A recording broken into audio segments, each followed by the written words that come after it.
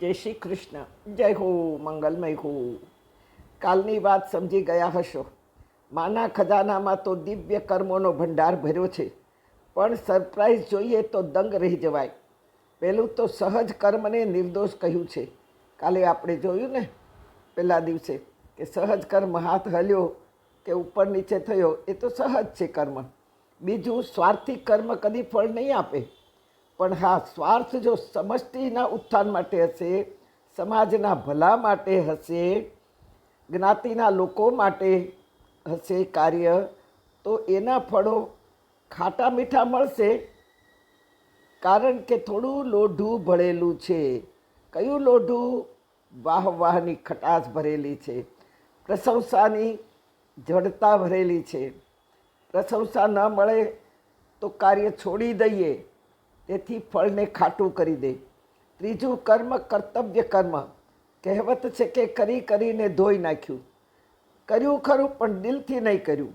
કરવું પડ્યું તેથી કર્યું. તેમાં ત્રાંબુ ભળેલું છે. આભૂષણ, તેથી તાંબા ભળેલા આભૂષણ પ્યોર ન હોય, તેથી પ્યોર નથી કહ્યું. ફળ મળતા પહેલાં જ ખરી જાય, યા તો પક્ષીઓ ખાઈ જ નાખે. આપણા પરિવારે કહ્યું કે એમાં શું કરવું જ પડે ને, એ ટોચા મારેલું કર્મ થઈ ગયું, તેથી એના ફળ ન મળે. કર્યું ખરું, કર્તવ્ય બજાવ્યો, મા બાપને રાખ્યા, વડીલોને રાખ્યા, અમારા જેવા એકલા લોકોને રાખ્યા, પણ 10 જગ્યાએ કહી દીધું એટલે વાત પૂરી થઈ. ટોચા મરાઈ ગયા પોતાના જ ચાંચથી. ચોથું કર્મ કૃતજ્ઞ કર્મ, જેમાં થોડી ચાંદી ભળેલી છે. તેથી કૃતજ્ઞતા અને કદર કરવી એ સોનાની ચમક દેખાય, પણ થોડી ઓછી દેખાય.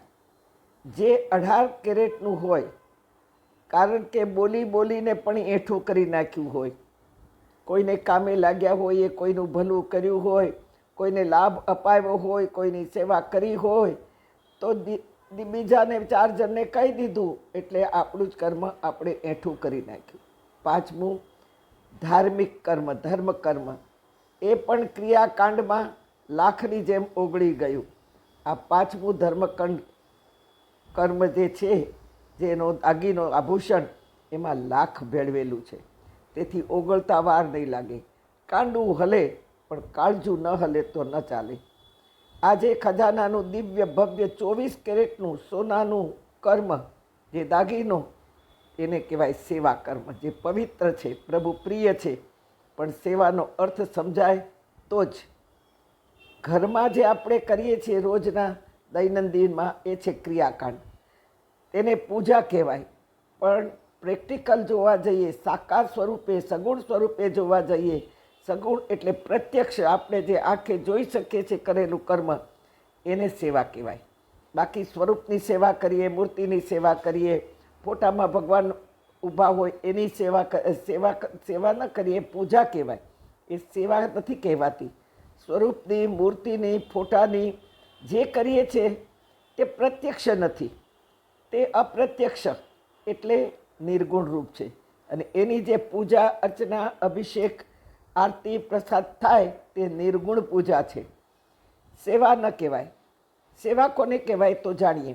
જે દેવને આપણે માનીએ છીએ તેનું સગુણતાનું સ્વરૂપ, સગુણાત્મક પ્રત્યક્ષ સ્વરૂપને માનીએ, ત્યારે સેવા કહેવાય. પૂજામાં માગી શકાય, કારણ કે પૂજામાં ભગવાન મોટા છે, પણ સેવામાં દેવાનું હોય.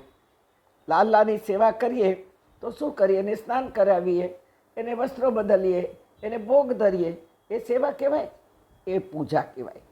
પણ લાલાને ગમતા ગ્વાલ બાલ બાળકો જે અત્યારે અનાથાશ્રમમાં છે, ત્યાં જઈને એની જરૂરત પૂરી કરવી, એને પ્રેમથી ખવડાવવા પીવડાવવા, કે કાંઈ જો જોઈતી વસ્તુઓ દેવી, એને સેવા કહેવાય. કારણ કે મારા લાલાને આ બાળકો બહુ ગમે છે. વૃદ્ધાશ્રમમાં તડપતા વૃદ્ધોને મળવું, પ્રેમ કરવો, જરૂરતમંદોને દવા દેવી, શિક્ષણ આપવું, આ સેવા છે.